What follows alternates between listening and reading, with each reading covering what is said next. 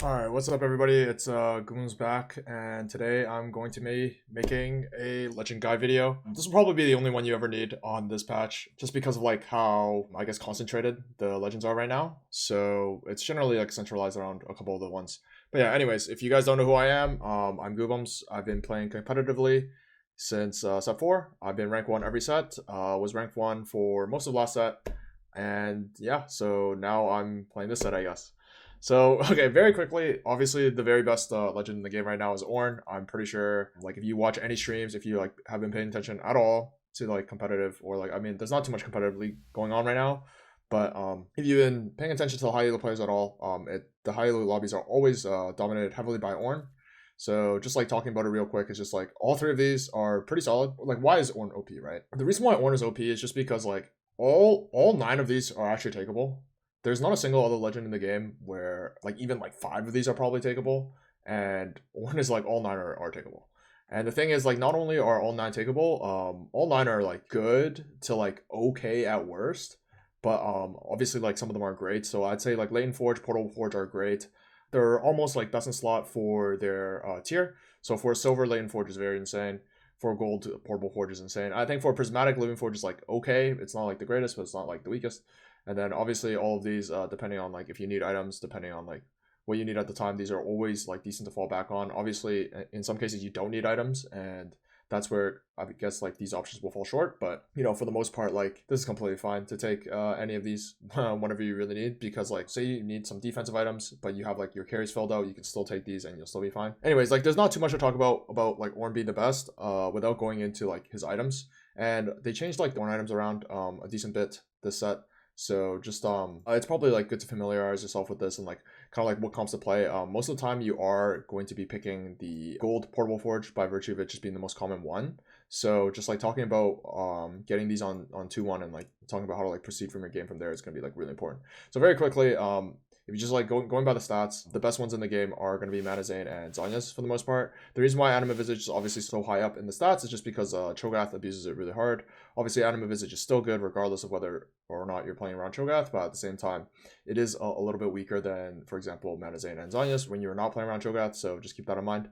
So very quickly, like if you get Manazane, this is more or less like the instant pick. For the most part, you're just going to angle some sort of Soko comp, whether that be like Azir Soko or Vertical Sorks Soko. Doesn't really matter all that much. This can substitute as your mana item. You could also still put another mana item on him if you feel like it. You can go Mana Zane, Blue Buff, and like Morello or JG or like Gunblade, whatever you want as your last item. And yeah, you really just want to be focusing around playing around like some sort of like reroll Vel'Koz or like Silco are going to be the common ones. Eventually, if you can get like some sort of Vertical Sork Ari going, this is also really strong. Otherwise, there is a more niche build with MF, either reroll or like Vertical Bilgewater if you have a +1 that you can play, but for the most part, yeah, you do really want to be playing around Sorks. In a pinch, it works fine on Kai'Sa, but it's not the best.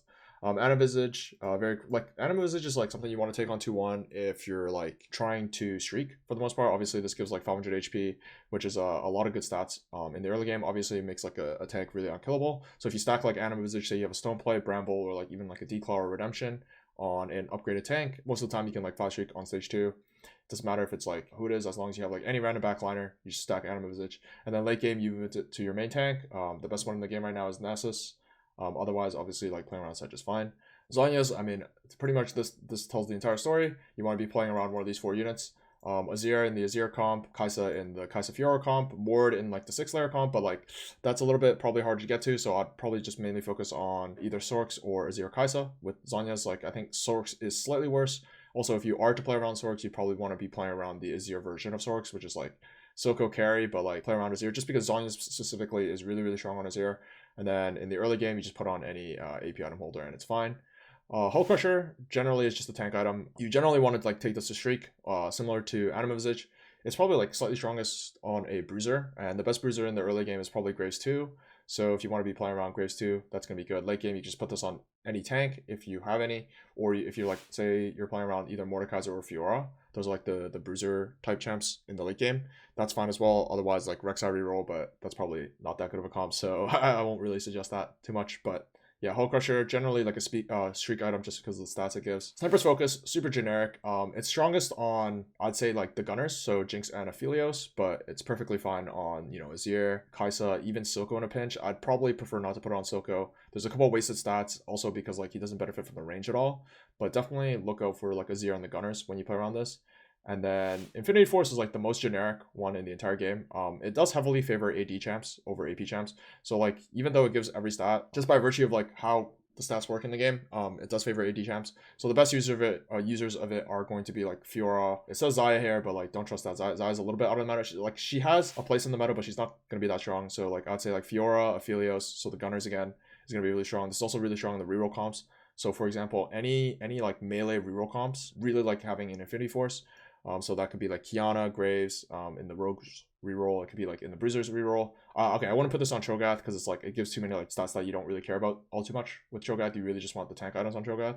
But yeah, like if Nala were meta, for example, then Infinity Force would be insane on her. Yeah, not too much to talk about. Anyone can hold this. This is like one of the best early game items in the game, which is why when you'll find like if you're offered one of the Infinity Force augments like Freaky Friday, it's very much worth taking in a lot of cases. So yeah, look out for that a little bit. Trickster's Glass, very generic. If you have an upgraded backliner, say Samira, Cassiopeia, Malzahar are the main ones in the early game. Milio, another one. You'd probably just want to put this on an upgraded backliner in the early game. Late game, it doesn't really matter who you put it on. You can put on your main carry if it's an ADC, especially backline. So like Aphelios is fine. Jinx 3, like Jace 3 are excellent units to put it on. Like obviously it's really good if you have like 3 stars.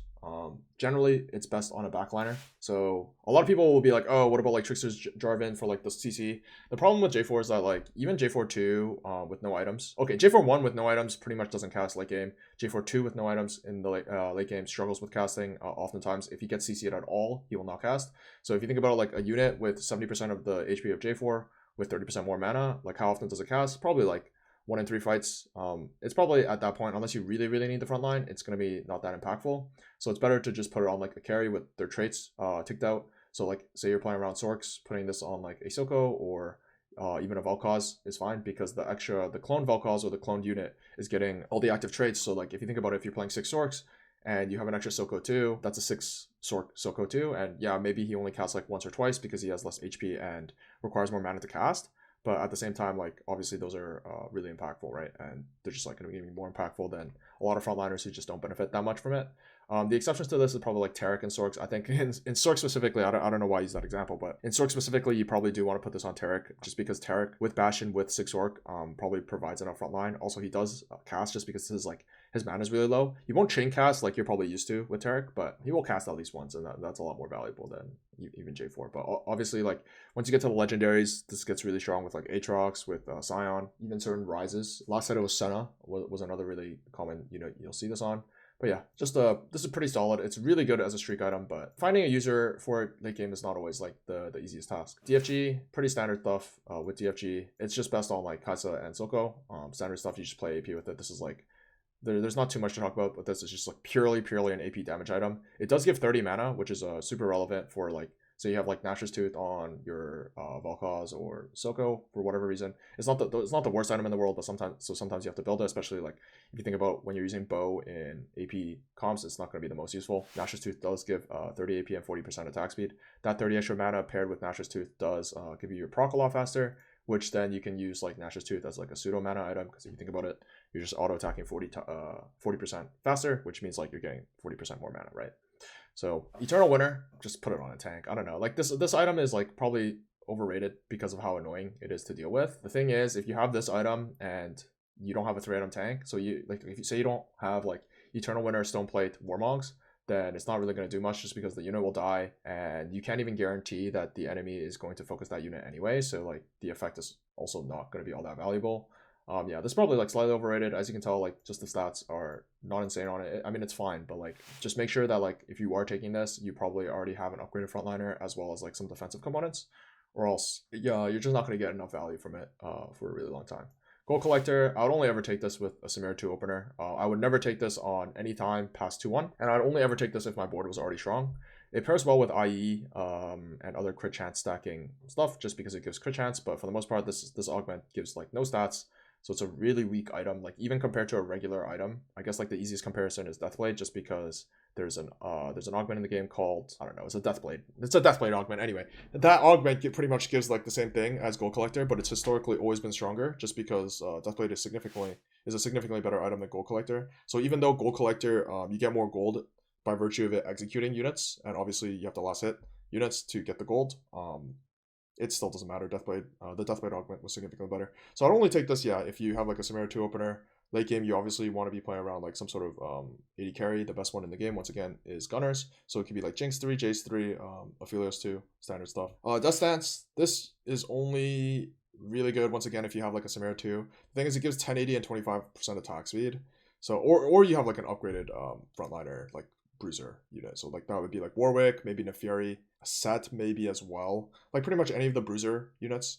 Otherwise, Samir is like the only unit who can use it in the early game, and late game you just want to be playing around like pretty much just Fiora. Now that Urgot's gone and now that's out of the meta, you can't really see this item used on other units. Obviously it says Bel'Veth here, but like sure, if you get, obviously this item is best in slot Bel'Veth if you can get to that point, but for the most part it's not all that relevant of a thing. Otherwise, like putting this on like say a Rek'Sai reroll, once again, if you choose to play around Rek'Sai reroll, then this is like the best item. A combination you should be wary of, or you should know, is Death Stance Titans, just because. So it reads here like 50% of damage the holder receives is instead dealt over 4 seconds, right?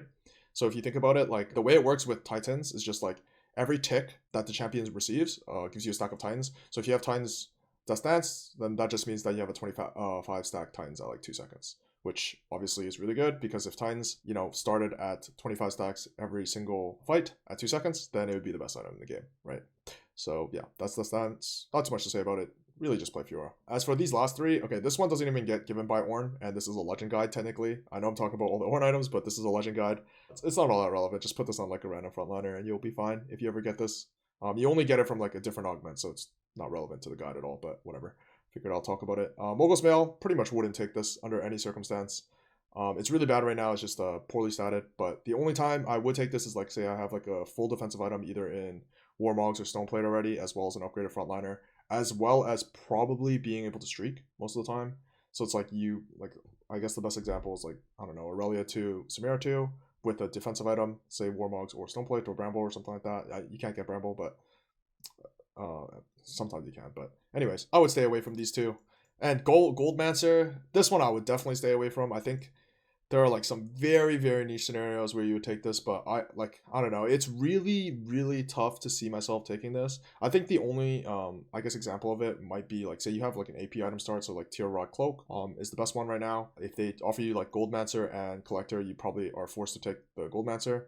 In which case, once again, you're just playing around the AP units, but just mind you, like there are several AP items you can receive from Ornn, Manazane, Zonya's, Sniper's Focus to an extent.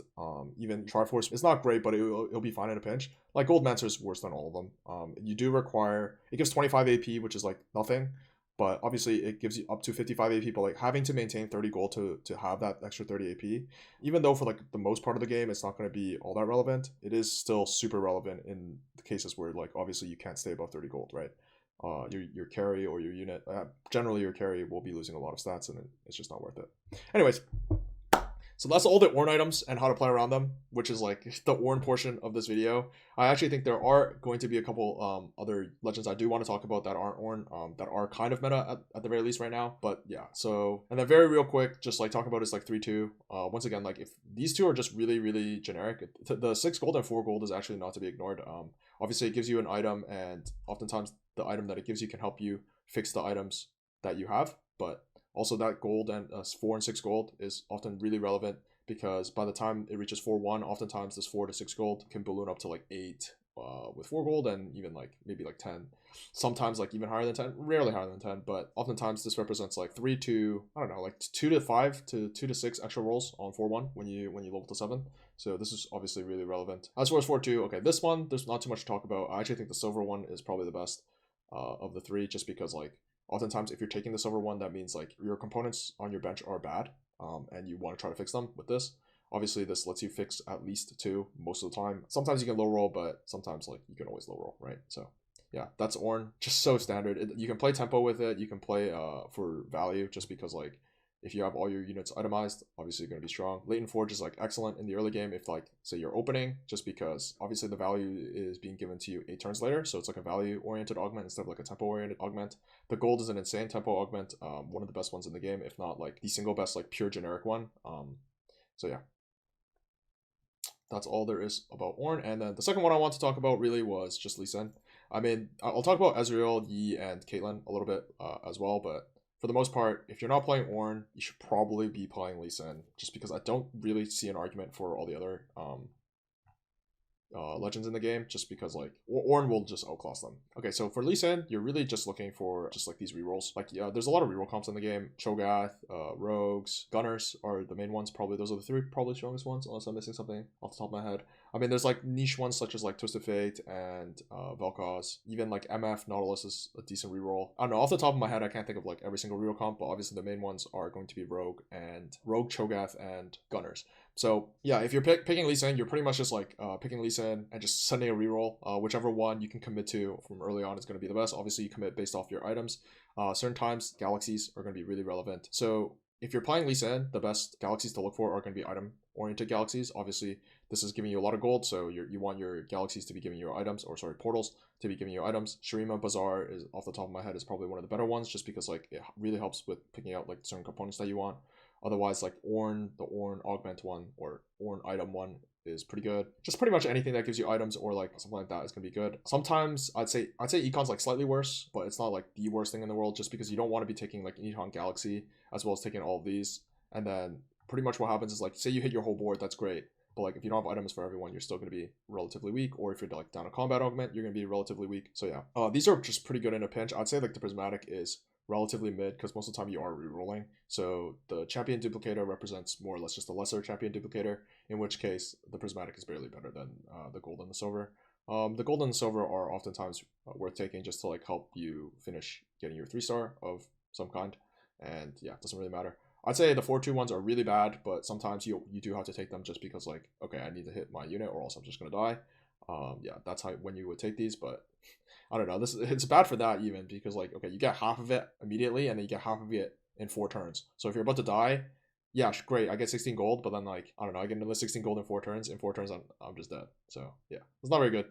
They probably need to buff these, but, and then just very quickly, I should go back on this, but like Ornn, if you care, like you don't want to be like, for the same reason why you're picking item augments with Lee Sin, you don't want to be picking item galaxies with Ornn on the portal select, just because like if you have a bunch of items like and the galaxy is also giving you items, then you probably would prefer you just gonna like overfill on items, and like some of your augments are going to be like, for example, like by the time you get to 4-2, you might have too many items and you wouldn't even want to pick these, so in which case like you're making your legend weaker. So like econ galaxies tend to be really strong with Ornn, but yeah, I mean, for the most part, obviously, it's still a 1 in 8%, 1 in 8 chance that the galaxy you pick gets chosen. So it's like not the biggest deal, but like oftentimes, like actually one of the dynamics with legends is that like if everybody in the lobby is playing Ornn, then they should crowd around like certain portals, right? It benefits you to be in like playing the same legend as your entire lobby essentially, and obviously that's like another thing that makes Ornn even stronger.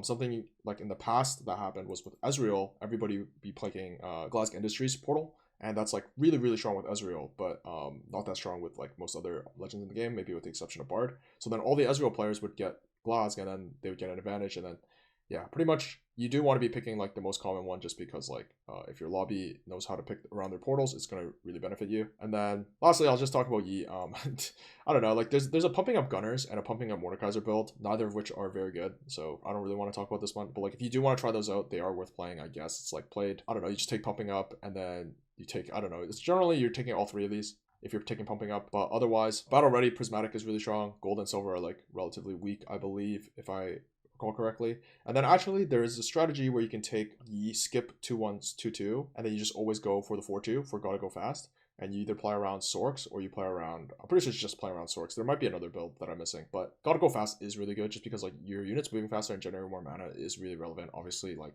for a comp like Sorks that cast a lot, it's going to be even more relevant. But for the most part, I would probably stay away from playing too much E.